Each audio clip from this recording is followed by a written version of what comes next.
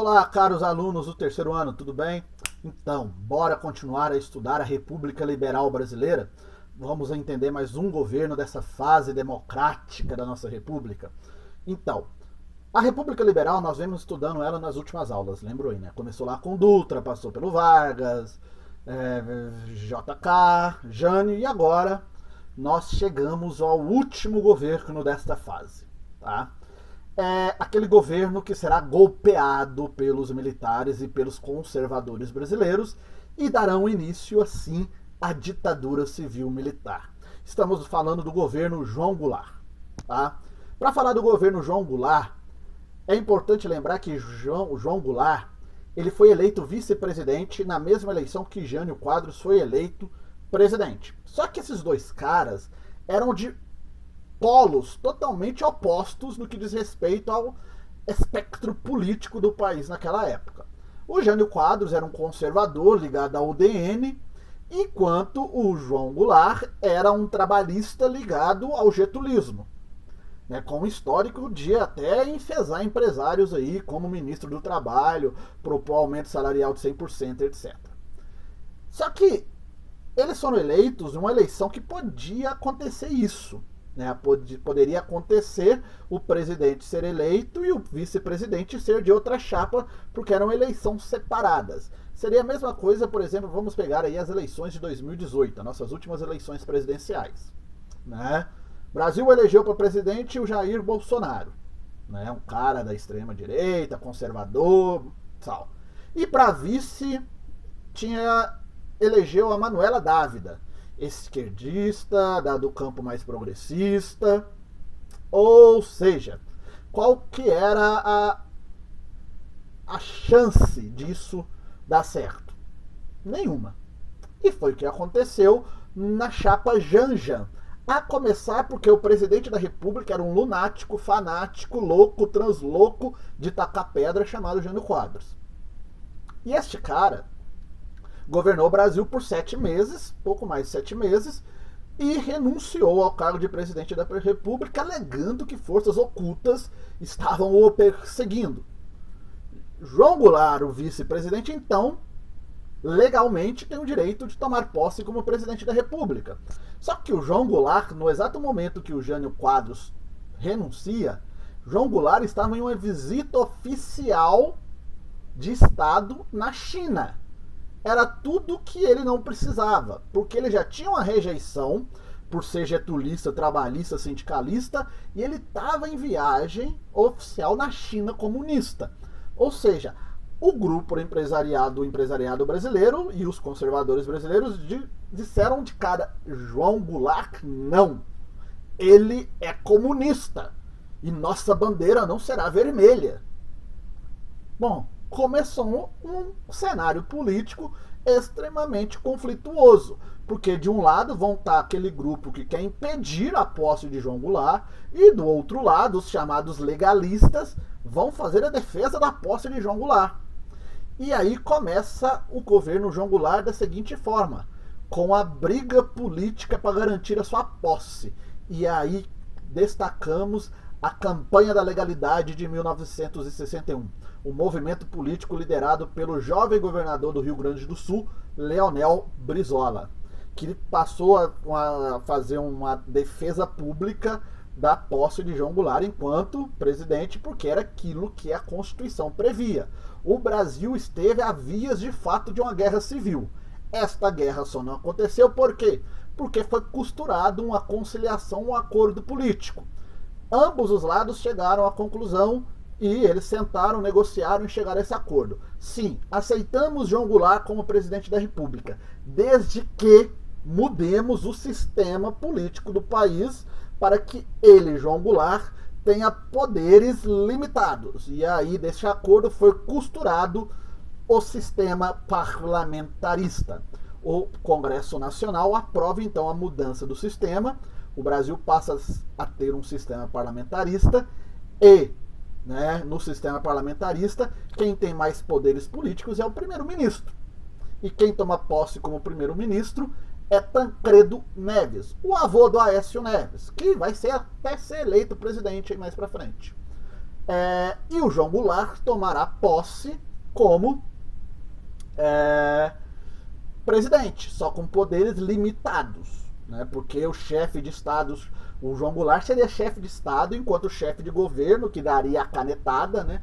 Tá famoso o termo canetada, era o Tancredo Neves. E assim começava o governo João Goulart, quase levando o Brasil a uma guerra civil.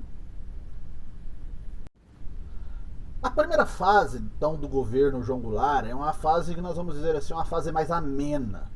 Tá? É quando, por exemplo, são uma fase que nós vamos ter dois pontos importantes. O lançamento de um plano econômico, chamado Plano Trienal, em 1962, e a organização de um plebiscito para o povo escolher qual sistema político realmente eles queriam no ano de 63. Sobre o Plano Trienal, foi um plano econômico forjado, né, escrito, né, elaborado pelo economista Celso Furtado, tá? Que é um cara muito importante da área econômica, por sinal, do nosso país. Esse plano econômico, ele tinha como principal meta reerguer a economia brasileira, que estava em frangalhos desde o final do governo JK. Dívida externa no teto, inflação subindo cada vez mais, aumento da concentração de renda. Então nós tínhamos vários problemas nesse sentido econômico se estabelecendo. Então esse plano veio para tentar amenizar e solucionar esses problemas. Como? Criando uma política de distribuição de renda, que hoje nós chamamos de Bolsa Família, né? E neste momento de pandemia nós chamamos de auxílio emergencial. Então era um programa do Estado para redistribuir renda. Reduzir a dívida externa do Brasil com negociações dessa dívida, tá? Criaram a política de contenção da inflação, não deixar a inflação subir mais do que ela já estava, tá? E criar uma política de controle sobre as refinarias estrangeiras no Brasil, ou seja, criar um mecanismo de intervenção do Estado sobre as refinarias. Isso já não agradou a galera conservadora da UDN. Eles não agradaram disso, tá? E essa intervenção do Estado sobre essas refinarias estrangeiras já era o dedinho do presidente João Goulart, tá? Este plano foi um fracasso, tá? Porque ele não conseguiu conter o aumento da inflação, o Brasil entrou numa retração industrial gigantesca, porque a nossa produção industrial parou, literalmente, tá?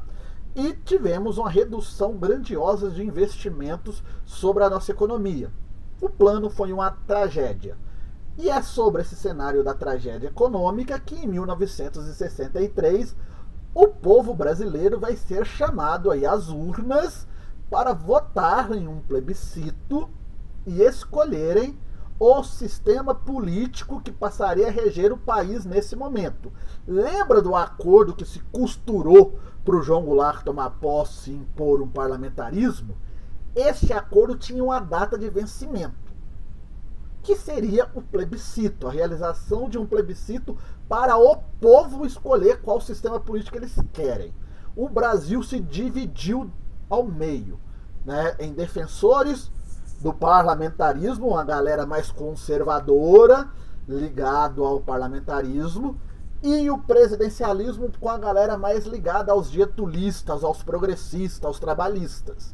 Brasil dividido ao meio, né? Conflito político, polarização política se construindo aí.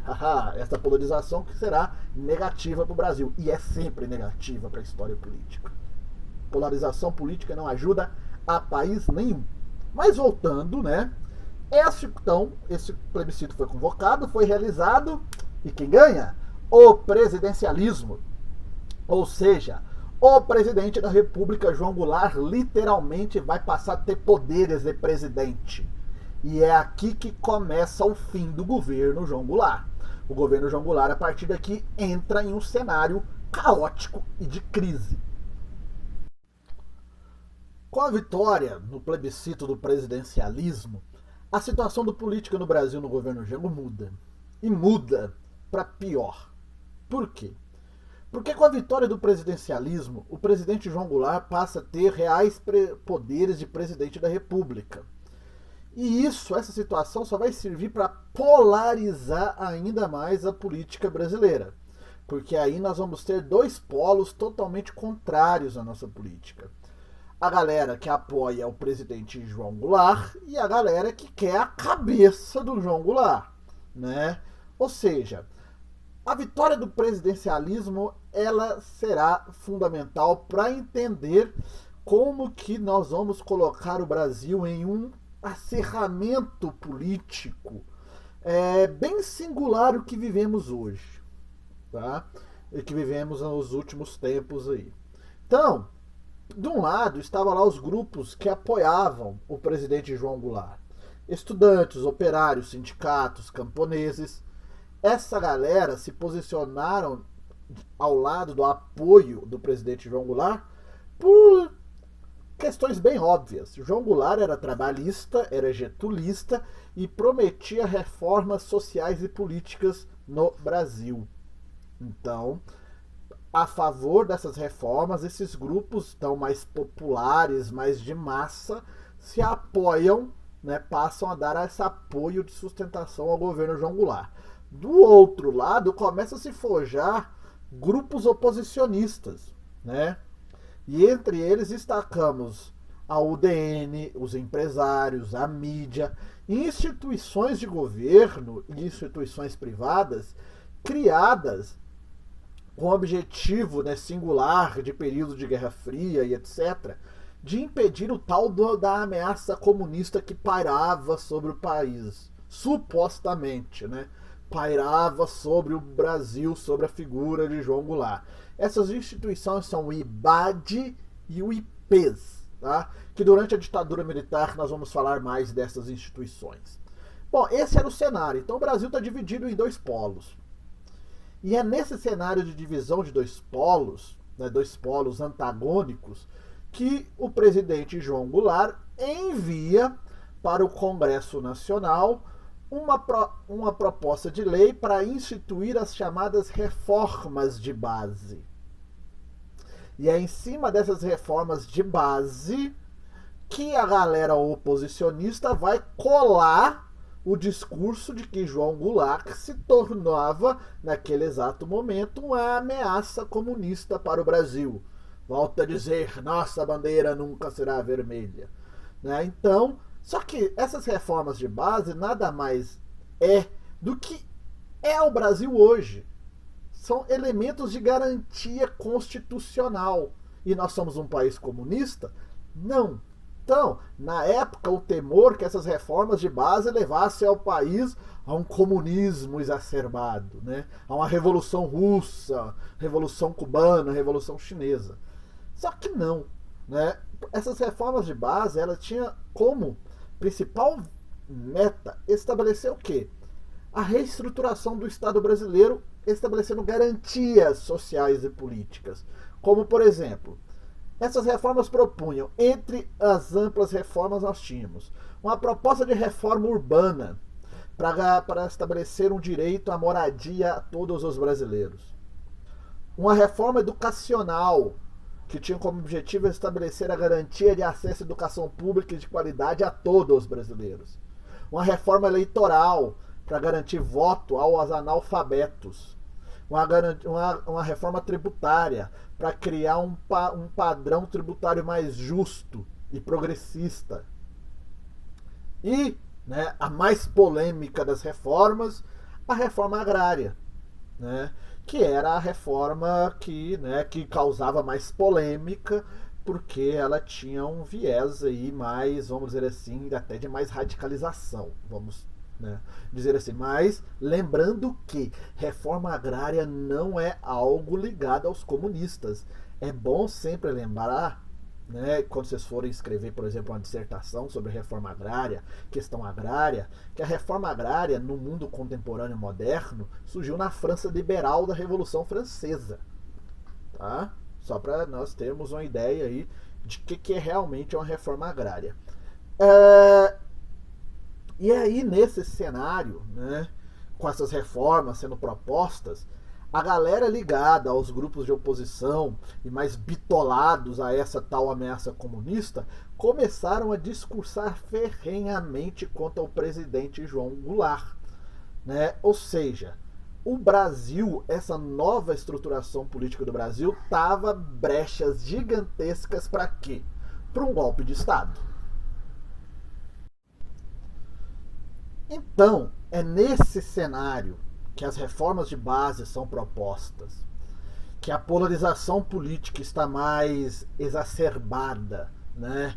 Com o presidencialismo sendo garantido pela vitória, né, no plebiscito, nós estamos construindo espaço para um golpe. Golpe que, aliás, já era para ter acontecido 2 vezes e foi neutralizado. Primeiro lá em 54, né, no governo Vargas, né, que foi neutralizado pelo seu suicídio. Logo depois, né, na campanha da no cenário da campanha da legalidade, quando se fizeram um acordo político e garantiu a posse do João Goulart, né, dos moldes que foi, como nós falamos aqui. Só que agora esse golpe está mais que evidente que ele tem brechas para acontecer. E isso se fundamenta nesse cenário, porque o Brasil rachou ao meio. Ou você é a favor das reformas de base, ou você é contra as reformas de base, e não há diálogo, não mais espaço para o diálogo, né? Acabou. Diálogo aqui é uma coisa que passou a inexistir. E isso, essa polarização vai acabar ganhando o quê? As ruas, né? Então nós vamos ter 2 eventos de rua importantíssimos para analisarmos o cenário político brasileiro dessa época, que são 2 atos públicos, um a favor das reformas de base e um ato público contra as reformas de base. O ato público a favor das reformas de base aconteceu no Rio de Janeiro, que é o famoso comício da Central do Brasil. Milhares de pessoas, milhares, centenas de pessoas foram para a Central do Brasil ouvir o presidente da República, João Goulart, discursar a favor das reformas de base. Se vocês querem ver esse discurso, vocês acham ele aí na internet. Deve ser mais ou menos uns 6 minutos o discurso. E isso inflamou as massas, né? A galera mais popular invadiu as ruas defendendo esse cenário, né, de favorável às reformas de base. Do outro lado, dias depois, organizações religiosas, empresários e grupos conservadores e políticos ligados à UDN organizaram um movimento contra as reformas de base e contra o governo João Goulart, que foi a Marcha da Família com Deus pela Liberdade. Tá? E a IT, né, foi um movimento que trazia faixas contra o governo, defendendo a intervenção militar, falando que o Brasil não ia virar Cuba, que o comunismo tinha que ser extinto, e essas coisas todas. Então estava aí criado o campo de guerra. Até que essas manifestações realmente ganham um espaço de radicalização, né? Não chegamos a ter um confronto de fato, né, entre os grupos contrários, mas a radicalização discursiva dos 2 movimentos se tornou cada vez mais evidente, né? E nesse cenário, o Congresso Nacional não tem ambiente para votar as reformas de base, seja para autorizar as reformas de base, seja para impedir as reformas de base. Imagina, gente, se isso acontece, né? Se as reformas são aceitas, o grupo contra quebrava o Brasil. Se as reformas fossem negadas, o grupo a favor quebrava o Brasil. Ou seja, estávamos num cenário de radicalização discursiva que as pessoas não estavam se aturando, que os contrários não estavam mais nem se aturando, né?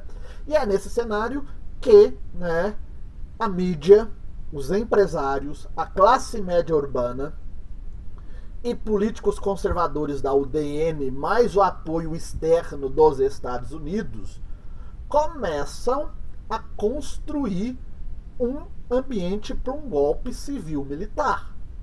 E o primeiro passo para isso é quando nós temos uma onda de rebeliões em quartéis do Exército, que ficou conhecida como as rebeliões, né, dos sargentos. Essa rebelião dos sargentos era o primeiro sinal de que o Exército, como uma base do tripé, né, das Forças Armadas se posicionam contrário ao governo João Goulart. Pronto. Com essa rebelião dos sargentos, que são os oficiais de baixa patente, o espaço para um golpe estava literalmente efetivado. Ou seja, o Brasil se encontrava num clima de desordem.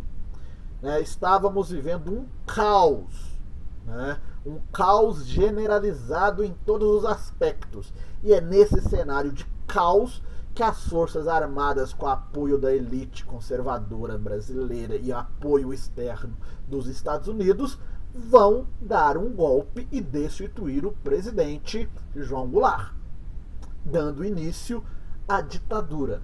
Só que sobre o golpe, toda a construção e a movimentação do golpe, nós vamos ver na próxima aula, beleza? Vamos fechar aqui.